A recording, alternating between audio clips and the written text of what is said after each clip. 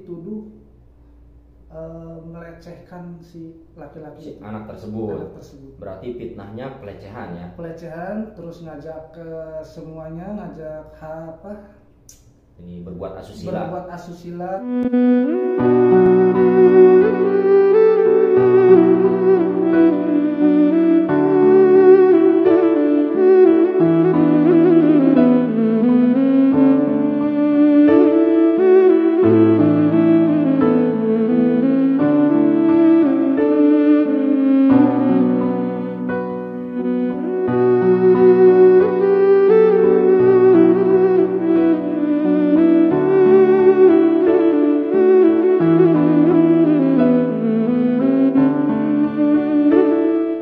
Assalamualaikum warahmatullahi wabarakatuh. Jumpa lagi di PJR Channel. Di video kali ini, sekarang saya mau bertanya langsung. Di video sebelumnya saya telah menerangkan bagaimana kronologi teman saya yang tertangkap, dan sekarang alhamdulillah sudah keluar.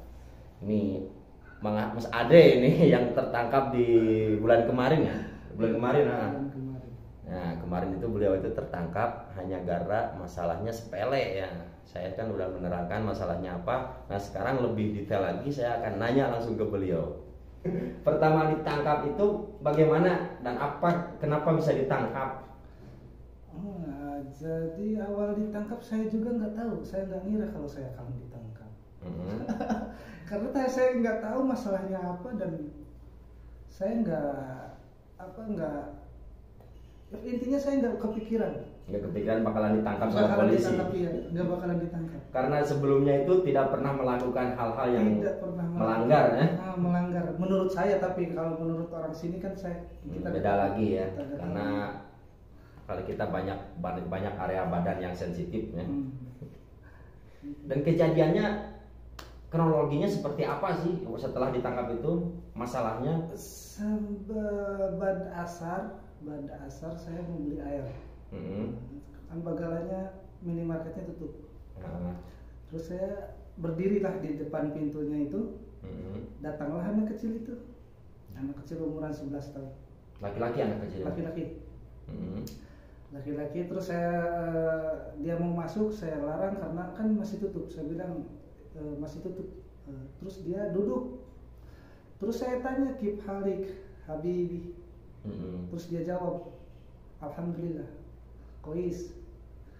Terus dia jawab kayak gitu. Terus terus dia nanya ke saya, kamu kerja apa? Saya bilang, saya kerja di rumah sakit sebagai klinik servis. Terus dia bilang, kata dia, ya sehingga nggak banyak bicara, nggak ada, cuman saya pukul kakinya aja gitu. Di bagian paha? Enggak, di bagian lutut, di bagian dengkulnya itu. Saya bukan dipukul sih, cuman kalau kita mah nyapa lah kayak gini gitu, nyapa pelan, enggak dipukulkan sama. Terus karena nggak buka juga itu minimarket, ya udah saya pergi ke minimarket yang lain beli air. Udah kan, jadi saya nggak tahu apa salah saya. Nggak menyangka bahwa itu akan menjadi masalah yang fatal gitu. Itu. Saya nggak tahu kalau itu akan menjadi masalah, tapi ya, hanya Tuhanlah yang tahu.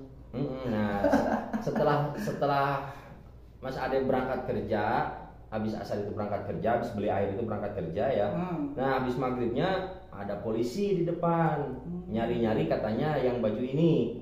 Dia nunjukin seluruh badannya karena ngeliat dari kamera. Semuanya pas saya samperin dibesarin. Jadi cuma bajunya doang yang dilihatkan. Takutnya mungkin terkenal, disembunyiin. Takutnya seperti itu. Makanya pas saya samperin digedein layarnya. Jadi cuma bajunya doang. Saya bilang nggak tahu. Udah lama ngobrol sama saya ditanya sama 3 orang. Katanya benar kamu tidak tahu. Terus seragam kamu kerjanya apa? Katanya seragam kerja kamu. Saya warna merah sama pink sama hitam gitu. Nggak ada yang warna biru. Tetap saya nggak ngomong. Dan pas waktu itu saya nggak inget bahwa di rumah saya ini ada seragam punya kamu itu, enggak. Setelah itu katanya udah nggak apa-apa, kamu mau kemana? Mau ke warung. Saya menghilangkan rasa gemetar, saya nanyain ke polisi, kata saya itu mau minum apa, saya beliin dari Bagala. Saya menghilangkan rasa gemetar itu. Rasa takut. Katanya nggak usah, nggak apa-apa, katanya kamu nanyalah sama yang di depan, yang tukang cukur di depan itu. Katanya ini saya mencari anak Indonesia yang berpakaian ini, yang seragam ini. Dibilangin lah, katanya tadi sore keluar dari sini, dari rumah ini. Nah, saya sama Yunus udah yakin pasti tengah malam bakal balik lagi. Nah, Mas Ade pas ditangkap itu di mana? Di tempat kerja. Jadi polisinya langsung ke tempat kerja. Tempat kerja. Nah, pas mau pulang. Oh, pagi-pagi banyak. Jam 4. Jam 4 subuh. Soalnya anak-anak yang Indonesia di dapur pun ditanya semua, berarti jam 3 itu masih di sini. Jam 3 masih di sini. Nah, yang anehnya itu kok bisa tahu tempat kerjanya. Itu datang polisi itu berapa orang polisi yang datang ke tempat kerja? 2 orang. Pakai pakaian preman. Pakai top ya. Pakai top. Top 1 pakai baju bebas. Terus yang polisinya seragam nggak? Nggak ada yang seragam, cuma dia nunjukin identitasnya aja. Kalau dia polisi. Tapi pas ditangkap itu diborgol nggak? Nggak diborgol. Dia kirain langsung diborgol gitu. Oh, ternyata pas ditangkapnya nggak diborgol, guys. Jadi kan menurut informasi teman kerjanya Mas Ade katanya ditangkap langsung diborgol, langsung dibawa. Enggak diborgol, saya cuma disuruh naik ke mobil, saya ikut dia di mobil, terus dibawalah ke kantor polisi. Tuh guys, di sini di Arab Saudi ini buat teman-teman sebagai TKI, terutama laki-laki yang ada di Arab Saudi ini harus hati-hati. Hati-hati banget beneran. Karena kata polisi, kata pemerintahan di Arab Saudi, dari anggota badan dari pinggang ke bawah itu jangan coba-coba menyentuhnya. Jadi ini sebagai himbauan ya buat para TKL atau TKI, jangan merasa sok kenal, sok akrab karena akibatnya akan fatal. Nah, Mas Ade setelah proses di kantor polisi apa aja prosesnya? Ya, itu kan termasuknya fitnah ya? Fitnah karena yang melaporkannya orang tua si anak itu. Berarti fitnahnya seperti apa laporan ke polisinya? Wah, fitnahnya sangat kejam. Sangat kejam. Pokoknya di luar nalar orang-orang Indonesia. Seperti apa itu ya? Saya juga nggak kepikiran sebenarnya, cuman pas saya kalau di Indonesia itu disidang, diinterogasi diinterogasi sama pihak polisi. Pihak polisi katanya saya tuh dituduh melecehkan si laki-laki, anak tersebut. Berarti fitnahnya pelecehan ya? Pelecehan, terus ngajak ke semuanya, ngajak ini berbuat asusila, terus pokoknya macam-macam fitnah. Padahalnya cuma ditepuk lututnya aja ya? Nepuk lutut itu doang. Kembali sambil nanya kabar. Iya, nanya kabar kita itu. Nggak ada niatan apa-apa. Itu pun kan bukan di ruangan tertutup, itu kan di luar. Di luar. Terbuka, ada di orang pinggir juga, jalan. ada orang juga di situ, yang ada orang lain juga. Padahal nggak, maksudnya bukan kita berdua doang. Bener-bener kejam ya orang. Ada orang lain juga. Jadi ini peringatan buat seluruh yang ada di TKI Saudi ya, harus hati-hati. Ini contohnya teman saya cuma menepuk dengkulnya aja fitnahnya, coba mau ngajak kira-kira mau pelecehan atau mengajak yang nggak benar gitu, seperti berbuat asusila itu. Padahal anak kecil, laki-laki lagi, padahal beliau itu punya anak kecil seumuran anaknya yang anak kecil itu kan ya. Iya, seumuran, makanya saya ngomong Kip Khalid Habib itu saya anggap dia itu anak saya.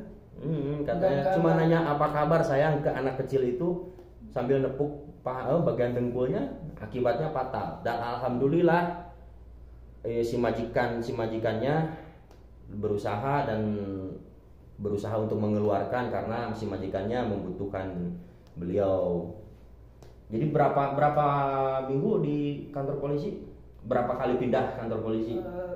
Kalau pindah 1 kali, cuman yang di Tarhil pertama di sini di Bagidu itu mungkin sekitaran 10 hari. 10 hari. Ya.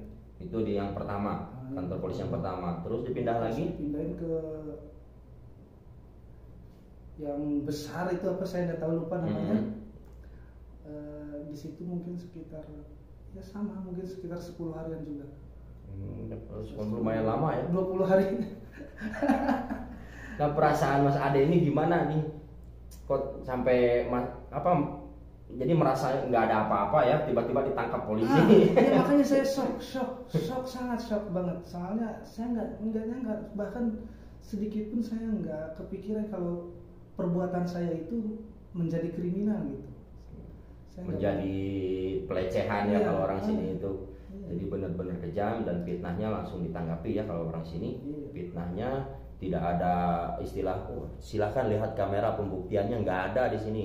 Jadi kalau si pelapor udah ngomong kayak gitu langsung ditanggapi. Kamera itu nggak ada apa-apanya di sini, nggak ada artinya. Jadi saya ingatkan terus-terusan untuk para TKI yang terutama di Arab Saudi, yang laki-laki jangan coba-coba menyentuh anggota badan laki-laki lagi. Dari pinggang ke bawah itu jangan, karena berakibat fatal. Nah ini contohnya Mas Ade ini. Nah untuk seperti apa sih suasana di dalam penjara di Arab Saudi ini? Kalau yang pertama cukup nyaman. Kalau yang pertama sih biasa aja, kayak di rumah. Cuman kita ya kayak di rumah lah. Kalau yang pertama di Tahil itu kayak di rumah. Jadi belum masuk ke tahanan gitu. Belum masuk ke tahanan, kayak masih biasa. Itu yang 10 hari. Yang 10 hari. Yang 10 hari pertama. Yang 10 hari kemudian baru saya stres. Masuk tahanan. Ya. Ke LP langsung saya di situ baru stres. Saya selama 10 hari itu saya benar-benar nggak tidur. Karena saking kagetnya ya dan emang nggak bisa tidur. Soalnya kan berbagai macam manusia di situ, berbagai macam suku, berbagai macam negara ada di situ. Afghanistan, Yamani, Burmawi, Afghanistan, Uzbekistan, Somalia, Sudani. Dari berbagai kasus itu. Pokoknya berbagai kasus. Saya itu kasusnya besar. Dibilang saya kasusnya besar. Jadi maksimum itu kalau saya terbukti bersalah 6 tahun penjara. 6 tahun kalau misalnya benar terbukti ya, kalau saya terbukti saya bersalah, saya 6 tahun penjara maksimum. Karena ini hanya fitnah ya. Ya karena ini alhamdulillah cuma fitnah. Terus ya Tuhan juga ngasih jalan ke saya kalau saya ini memang benar-benar tidak melakukan hal tersebut. Iya benar. Alhamdulillah masih diberi kesempatan ya. Dan alhamdulillahnya kita di rumah ini sudah menganggap bahwa Mas Ade ini udah gak bakalan bisa keluar. Sekalipun keluar langsung dideportasi. Udah punya pikiran gitu. Udah katanya, kata Mas Dedi teman kerjanya, udah sidik jari katanya. Ya udah nggak ada harapan untuk keluar. Dan ternyata alhamdulillah masih ada rezeki di sini dan keluar lagi perjalanan ke Saudi. Pokoknya tetap semangat buat Mas Ade yang pejuang nafkah ini yang ada di Arab Saudi di Madinah terutama. Semoga sehat selalu dan mudah-mudahan jadi pelajaran untuk kedepannya ya Mas Ade ya. Iya. Aduh, ini Mas Ade.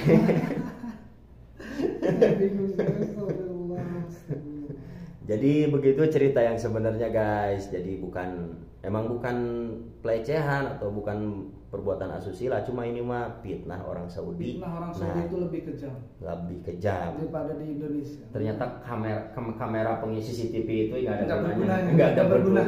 Jadi buat pajangan doang ya. Pajangan.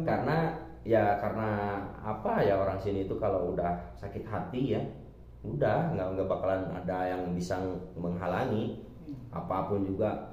Kalau di kita makan lihat dulu buktinya benar apa enggak, lihat CCTV kalau emang ada CCTV. Tapi kan di sini mah nggak ada. Kalau udah fitnahnya laporan ke pihak hukum begitu, udah begitu aja. Begitu. Jadi merah tetap merah, nggak ada istilah lihat kamera, nggak ada. Pas saya sidang juga saya bilang lihat kamera, kan di situ mungkin ada kamera. Dia bilang cuma oke aja. Tapi enggak ada. Kalau ada kamera mungkin saya juga harus lihat dong. Iya. Harus lihat. Tapi yang ditunjukin foto itu dari mana? Pasti dari kamera kan? Iya kan kamera. Dari kamera. Soalnya kan di luar itu kan ada kamera. Makanya. Tapi pas di sidang tuh saya minta tunjukin ada kamera, bukti. Bahkan kalau saya itu tidak melakukan hal tersebut, tapi kan tidak memberikan mereka. Tidak mau menunjukkan. Tidak mengambil lah isi dari kamera CCTV. Berarti memang benar-benar kejam ya. Kejam banget. Fitnahnya luar biasa, langsung ditanggapi. Dan malam itu juga Mas Ade ditangkap. sorenya orang tua si anak tersebut laporan, malam itu juga langsung kena paginya. Iya pagi. Ya belum pagi amat sih, sekitar jam 4 ya, jam 4 subuh. Jam 1 subuh langsung ditangkap. Jadi polisi sama orang Saudi ini selama belum ketangkap orangnya, apalagi orang ajnabi seperti kita, iya. langsung diuber, nggak bakalan tidur sampai ketemu. Kecuali kita kalau langsung pindah mungkin ke daerah lain, tapi tetap nggak bakalan bisa lari, tetap ketemu. Nah, Mas Ade selama di kantor polisi berapa kali sidang? Yang pertama sekali, terus 2 kali sidang berarti. 2 kali sidang. Yang di kantor polisi pertama iya, sekali, terus yang ke LP-nya sekali. Di LP 1 kali, itu di mahkamah ya sidang. Lumayan juga ya.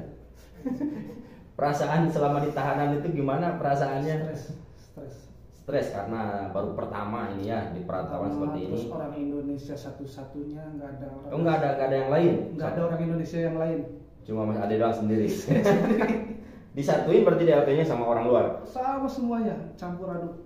Jadi nggak dipisahin ini orang Indonesia gitu, nggak ada, dicampurin semuanya. Mana nggak bisa tidur. Dan dari segi makanan bagaimana di dalam tahanan Indonesia, di tahanan Saudi ini? Kalau di segi makanan bagus lah. Terjamin. Terjamin. Kita makan pagi sarapan, siang makan, sore makan. Berarti kalau untuk dari segi makanan terjamin ya. Cuman dari orang-orangnya aja kan namanya juga bukan orang Asia ya, jadi ngelihat orang Asia itu kayak gimana ya, udah saya nggak bisa tidur sama soalnya 10 hari itu saya nggak tidur. Sumpah nggak tidur. Coba bayangin 10 hari nggak tidur di dalam tahanan karena yang pertamanya kaget karena dia ditangkap polisi, yang keduanya karena disatuin sama orang-orang luar, nggak ada teman orang Indonesia di tahanannya. Jadi kita digangguin terus, diganggu sama satu tahanan itu, sama orang-orang. Semuanya pokoknya gangguin kita. Mau tidur sebentar udah dibangunin lagi. Ayo bangun kamu mana? Pokoknya berisik terus. Oh, jadi nggak terima gitu kalau tidur itu. Kamu tidur jangan di sini, nih tempat saya. Pindah lagi ke sini. Ya, tempat saya. Dalam satu tahanan itu berapa orang, Mas? Ratusan banyak. Ratusan orang. Satu kamar itu satu ruangan. Sebesar ini nih ruangan ini, ini tuh bisa masuk 26 orang. Coba gimana tidurnya? Waduh, kayak 26 sampai 30 orang. Kayak ikan pindang. Satu kamar ini bisa nyampe 30 orang. Orang luar semua itu. Sama sekali nggak ada orang Indonesia? Nggak ada. Yang mudah-mudahan untuk orang Indonesia ya jangan sampai ngalamin masuk ke dalam penjara yang ada di Arab Saudi ya. Jangan sampai. Karena ini sudah mengetahui situasi dan kondisi di dalam penjara itu. Mudah-mudahan ini jadi pelajaran buat Mas Ade yang kedepannya dan juga untuk teman-teman. Mudah-mudahan bisa diterapkan informasi seperti ini.